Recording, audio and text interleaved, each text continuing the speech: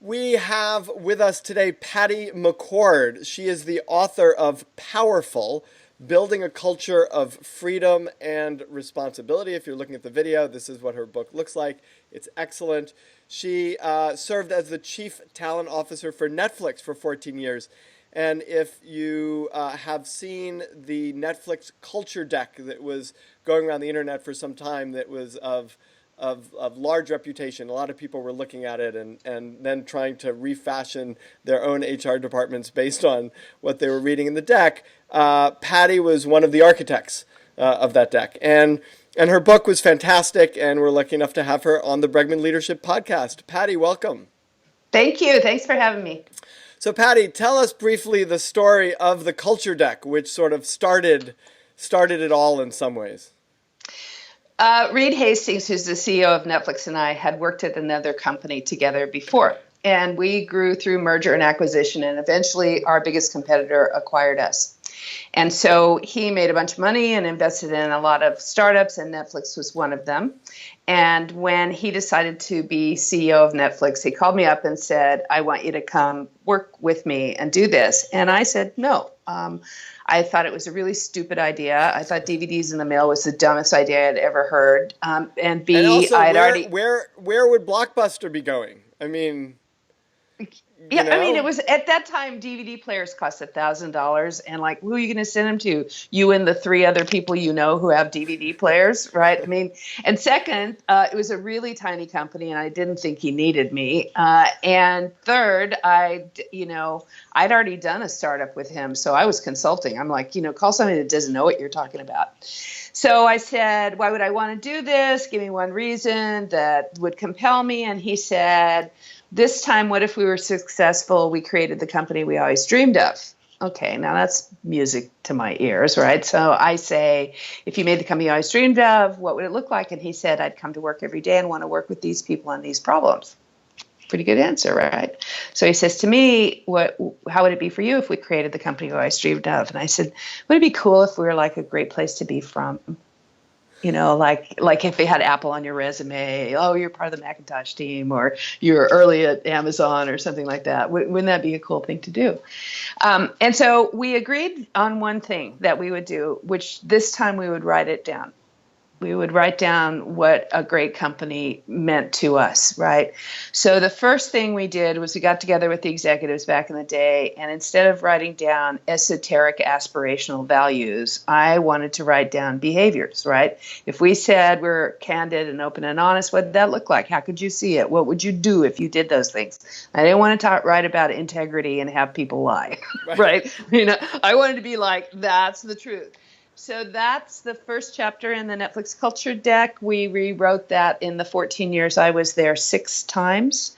And so every chapter was built on the chapter before. If you go back and read the PowerPoint presentation, it's like distinct segments. Mm-hmm. And so Reed and I would work on it. The executive team would work on it. We'd send it out to everybody in the company. They could work on it. They could draft. They could add to it. So we worked on it for 10 years.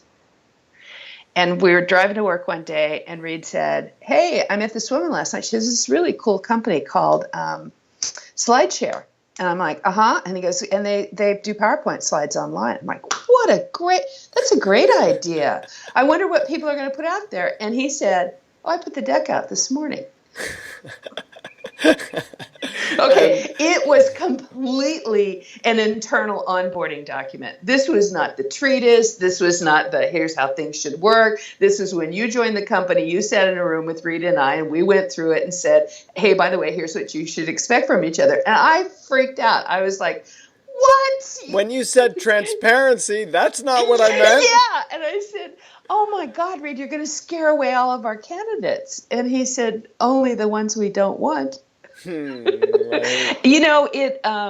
I wish we had been more deliberate about it, honestly, because once it was out there, we had no idea that it would go viral. It really had a life of its own. Yeah, but it made interviews much richer because we stopped talking about were you qualified and we started talking more about how do you like to work and, here's how it is. And it's like when I remember, now we're going back probably 25, 30 years. But when in college, when you have a class, and the assumption is everyone's read the book, and then you can have a useful conversation about the book. But if no one's read the book and you're just kind of going over the book, then the conversation becomes less interesting. So once the deck is out there, now I imagine you're sitting there and having a conversation with people that's more interesting about them in relation to what it is. So much. I mean, and it got into a lot of subtleties about like, how responsible do you really want to be, and how comfortable are you when you get a lot of freedom, and are you willing to, speak up when you think things aren't going well, and have you ever done that before, and how do you think about getting that information out of somebody who's really introverted, right? I mean, it changed everything for us. Right. And since I've been gone, I've been gone 6 years now, I now look back at some of those things and I realize all the subtleties around it, right? That when I was in there, I didn't think about. Like, for example, we were like adamant about being on time. Like if you were tardy, if you were late for a meeting, it was just like, oh, verboten, right? And I never thought of that as a value, right? Right. Until I left and I started consulting the companies where CEOs were consistently late on meetings with me. And I'm like, is your product on time? Because like you didn't even show up on time. But it was the behaviors. It's how you behave, not what we wrote down. Right. Well, and it's funny because the work that I do around recently a lot of, because I have a new book that's out on emotional courage, is about closing the gap between what you say and what you do, right? It's the willingness to feel the difficult things.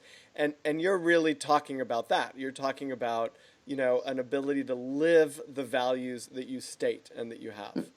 Yeah. And a lot of them, are hard. And they take a lot of practice. I mean, to exactly what you're talking about. I do a lot of conversations around feedback because I hate the annual performance review. Right. And what I say is, name one other thing you do once a year in your life that you're good at, and said no one ever. Right? I mean, like it just doesn't happen. It's and so very well stated.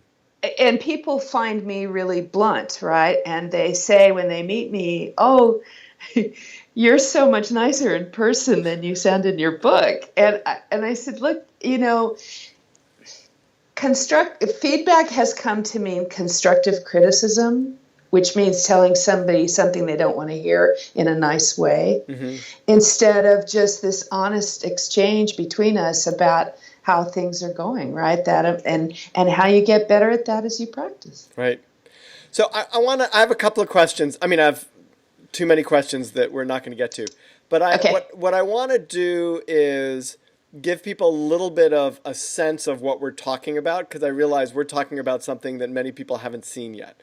And so, I want to just throw out some of the things you talk about. You talk about treating people like adults, right? And I'm curious about what you mean by that, and also why companies don't treat people like adults, and what's the risk of treating people like adults. Actually, let me pause there. Let's set that up. Yeah. Okay. So talk to us about what it means to be an adult, and why it's so hard for companies to trust people to act like adults, what the risks are. I mean maturity. I mean being responsible. I mean having an opinion and owning your decisions, and wanting to make a difference and taking work seriously. And, it's funny because when, last year's word du jour was millennial, I would get all these calls about millennials, and she'd say, the reporters would say, oh, you don't like millennials because you only like adults. And I'd say, no. There's no correlation, right? I know plenty of adult, mature, dedicated, hardworking 25-year-olds, right. And I know a whole bunch of really immature, sideways talking 45-year-olds, right? So it's about the the idea that you're a responsible grown-up coming to work to contribute to something with other responsible grown-ups. That's what I mean by adult. So everybody would say, great. Like, I don't know anybody who would say, who wouldn't agree with you that it's important to have a company filled with adults and it's important to be an adult. Yeah. And yet, one of the things that you're saying is companies don't treat us in a way that assumes that we will. Yeah, I mean, some of it comes from the hierarchical tops down management styles of the 60s that have somehow clung to our companies, even though that's not how we operate at all anymore. Mm-hmm. And I spend probably half my time with little startups and half my time now with huge corporations who realize they're too slow. And they wonder, how can I come in and tell them how to innovate? And I say, well, let's see, how many layers of permission do you have to get anything done? Well, at least 5. I'm like, well, then throw away 3. Right. And they can't do it, right? I mean, that's somebody's whole job to give you permission. I say, those people who are directing people, really literally telling you what to do, they're not productive. What if you got rid of them and just asked the people to do what they should, right? So there's not a lot of, so that's where I think it comes from, right? It's that hierarchy that says, and it's weird how it's manifested itself now. It also assumes a hierarchy of intelligence. Like the smartest people are at the top and, the dumbest people are the more junior people, when, I often see the complete inverse because the people who are fresh sometimes walk into a situation and see the obvious where the person who's looked at it over and over again just can't even conceive it. So I think it's really detrimental. And it forces, then we put in all this structure and all this compliance and all this policy and all these permissions, and we stifle the thing we actually want, which is people who stand up and contribute because they want to. Right. So I 100% agree with you, right? And I think that the more we're filled with people who act like adults in organizations, the more successful every organization will be, and there will be healthy debate and healthy conflict and healthy support. Mm-hmm. One of the things I see in organizations all the time is people who tend to act in their self-interest or the self-interest of the silo that they're operating in, right? It could be sales, it could be marketing, it could be ops, it could be whatever, versus in the interest of the larger organization as a whole. And no, it's not. It's not even that. I'm going to argue it's not even in the interest of the larger organization as a whole. Okay. The way you get to selflessness is you act on behalf of the customer, or the client, right, or whoever's using your product. I used to say to my team, yes, we are a service organization. It is not spelled SERVANTS. Right. And the people we serve don't work here.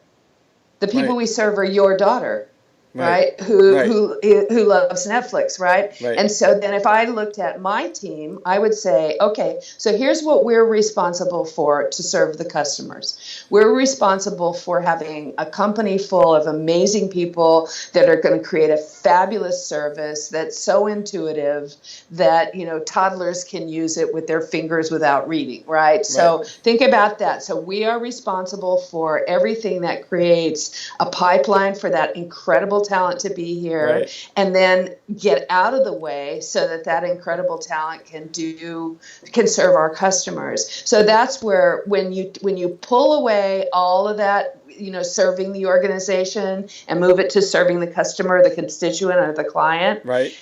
That's my philosophy, basically. That combined with great place to be from, changes everything. Right. Those are the two fundamental principles that are like the way I think about work. That's very different than I'll tell you what to think, I'll tell you what to do, and I'll give you permission to do what we think is important at the top. So what gets in the way? Let's just say almost everybody listening to you would agree that that's the way that people should operate. What gets in the way? The way we've always done it. Is We're that just it?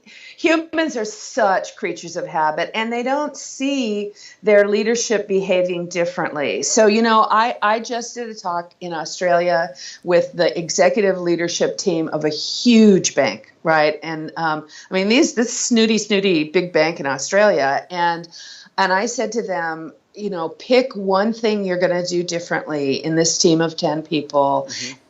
Show me what it looks like, and then all of you go do it for a week. That's how change happens, right? And it has to be something that people will notice, right? Instead of saying, when somebody asks you a question, hey, we want to know what you think we should do about this, just say for 1 week, well, what do you think we should do about this? Right. And if you were me, what information would you want to have to make a good decision? Second question, more important than the first. Just do that for a week. Right. Right. And it's like you and I talked about a little bit earlier. It's practice. Right. You have to practice teaching people how to think. You have to practice giving up your authority that you've earned. Right. And so that way of doing things is so ingrained in us. And so that my point is, people can't be what they can't see. Right. So unless they see other people behaving differently or behaving as adults or taking responsibility, or instead of saying, oh, yes, well, let me give you that answer, instead probing you for the answer, right. Those are the things that have to change. So where does fear come in? I see a lot of fear in senior leadership, even about almost a response of, can we really do that? Like, can I really let people choose their own vacation schedules? I mean, that's a simple one, but can we really, yes, there's super smart people all across the organization, and yet, do we trust that they really understand and hold the vision the way we hold the vision? I think about that bank, and I think, I don't know what bank it is, but I know that part of the reason there's so much risk compliance in banks is because, one person can bring the bank down, right? And it's happened for a number of different banks where they make these rogue listen, trades. every bank I go to tells me, you don't understand, we're regulated. Right. Right. So, you don't understand, we're regulated. I'm like, does it really? It regulates the way you keep track of the work people do? Show me the statute that says that. That's not regulated. So show me the regulation that says you have to do an annual performance review. Show me the regulation that says you have to have paid time off for salaried employees in America. There isn't one. Okay. Right. So let's step back and I'll answer your question.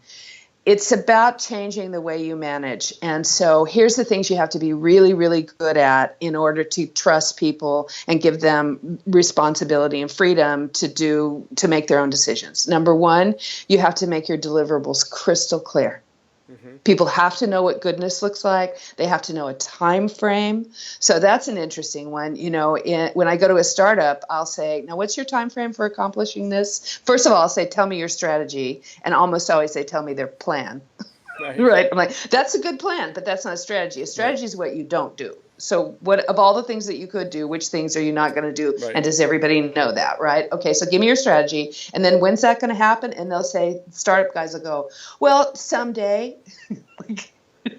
Soon. The big companies are like, it's part of our 5-year plan. I'm like, until all that shit happened last year that blew up your 5-year plan, right? So, so it's about setting really clear deliverables for teams that are wrapped in time frame, who they're serving, what they're delivering, right? So one of it is getting skills around articulating not just the vision, but the deliverables, right. Like what's it going to take to do that? And the second part is that setting of context, right? And that's the hardest part sometimes, because the way we're set up is the higher up you go in the organization, the more privileged information you get, right? And so part of your status is that you know something somebody else doesn't know.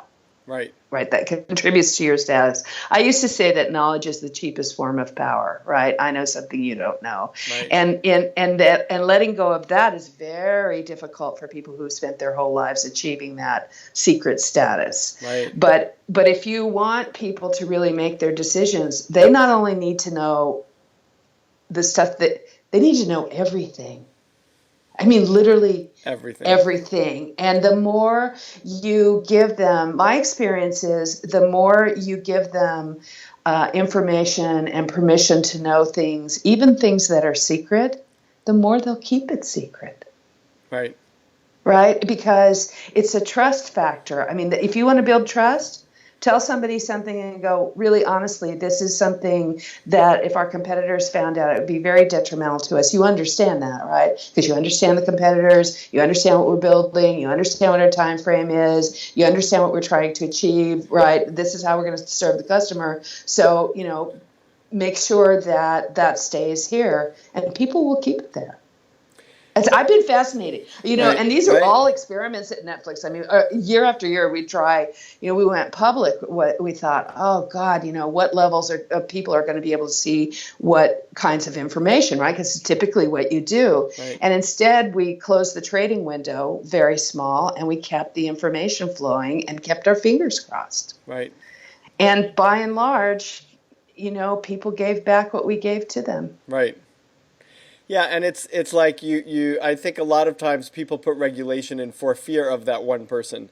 And and isn't that crazy stuff? Right. I mean, that seems so crazy to me. Well, as leadership, I think you have to be willing to say we're willing to have that. I mean, we're going to put regulation to avoid this one person, toppling the whole enterprise. But there will be people who take advantage of our vacation policy. There will be people who don't keep secrets. And there might be more people that take advantage of your vacation policy than there are people who are that 1% that, I mean, reverse the thinking, right? That's what I tell people. I'm like, okay, drive up in your Silicon Valley, get out of your car in your parking lot, look around at all those other cars and all the people getting out of the buses and all the people getting out of the train, and say to yourself, yep, coming in to screw me today. Yeah, right. That's what they're not. Well, it's that old thing that I remember hearing that I really loved, which is when someone was saying, look, what if I train my people? You want me to pay all this money to train my people? What if I train my people and they leave? And the response was, but think of the alternative, right? Think of the fact that you don't train them and they stay, right? Yeah. Right. So that's why I named my book Powerful. Right. Because I hate the word empowerment. I think it's stupid. I think that we don't go around with a magic wand empowering anybody. And the reason why we have to empower them is we took it all away. Right. So let's take the vacation example that you gave, right? If you're in finance and you're an important part of month-end close and quarter-end close and year-end close, I would recommend that you probably want to schedule your vacations around the middle of the month or the middle of the quarter or the middle of the year, right? It's probably not really smart if you're in payroll to want the first 2 weeks in January off, even though you never get them off and it doesn't seem fair. Right. What's not fair, if you want the first 2 weeks in January off, pick another occupation, right? So it's that we called it freedom and responsibility, right? So let's take that example. You decide that you had enough of this. I don't care. I'm taking the first 2 weeks in January off because I'm taking that ski vacation. So there, right? So now I'm not firing you. I'm not saying goodbye to you because you violated the time off policy. I'm saying goodbye to you because that's really bad judgment. Right. And that's not being a responsible member of the team. Right. Why, and now I can't count on you because I don't know if at the last minute you're just going to walk away. So actually, I don't really want you on my team. Right. And it's not because you violated the policy. Right. I don't have to protect myself from you. And, and I should be able to find out beforehand when I interview you, where you're like, well, I'm really glad. People tell me this. People tell you this stuff, right? What are you looking forward to? What do you like best about the company? I love the idea that I can take time off whenever I want because, I've never had a ski vacation. Now I'm coming here. I'm taking the first 2 weeks in January off. Right. And I can say... You could take all of January off. Yeah, you don't even have to be here because you won't be here in January, right? But that's what I was saying earlier. Right. Those are the questions that we should be asking people in the interview process to determine how much people are okay with that level of responsibility. And it actually, all these pieces fit together because one of the most critical things you do, policy or not, is to create clarity of expectations and clarity of alignment in order to make sure that everybody's moving in the same direction. And if you're keeping everything secret, your job to create alignment. I remember when I was in high school and we were, fighting for something. I can't remember what I was fighting for, but I think it was like to get out of the building. And I grew up in New York. And the head of the school, I was in this heated meeting with him, and I was an advocate for the students. And he goes, "Look, there's stuff you don't know about that that makes that impossible." And I'm like, "Well, then tell me about it, and then we can have a conversation about it." And that's what you're saying. Yeah, and that's hard to let go of. Right. That's hard. So that's why bigger, older companies have a harder time doing it. That's what I'm saying. It's like, so not only is this the way we've always done it, but in HR, particularly, when we do stuff the way we've always done it, we call it best practices. Right. Right? We don't measure it, right? It's like, well, these are best practices. And the employee's supposed to go, oh, thank you, and never ask why. Right? Like compensation makes me crazy, right? The compensation survey that everybody uses to benchmark their jobs against other companies' jobs. And so I say to HR people, I'm like, so tell me about your compensation. Well, we target in the 65th percentile. I'm like, okay, that's a budget reason. So first of all, let me be your employee. Who gets the other 35%? Right. Well, that's not what percentile means. I'm like, I know that, and you know that, and no one else in the whole world knows that, right? And oh, by the way, you can't say we hire only A players and we pay in the 65th percentile in the same sentence. Right, because the people who get the other 35% are over at Google or over at like or Netflix or wherever, and, right? Oh, by the way, and then they'll want to go there. You may not need that player in every single role. Right. You may need them in some role, but let's go back to my premise, right? Okay, so that compensation survey that you use to determine what the right 65th percentile is for each and every job title in your organization, can I see it? Can I see the data that you're using to determine my salary? Oh no, that's confidential. Oh, here, let's take salary. I remember being in an executive meeting. I'm like, I think we should be more transparent about salary. I think it's just one thing. It's the last vestige of like, we got to keep it secret stuff. And the executives would say, oh my God, there'll be revolt. People will be really upset. It's really going to, it's going to be so disruptive. People won't like it. And I said, but we can see everybody's salary because we're executives and we're really smart and smarter than the average bear. And we're used to seeing big numbers. And so it doesn't bother us. Oh, and everybody in payroll can see it because what? They're not very smart?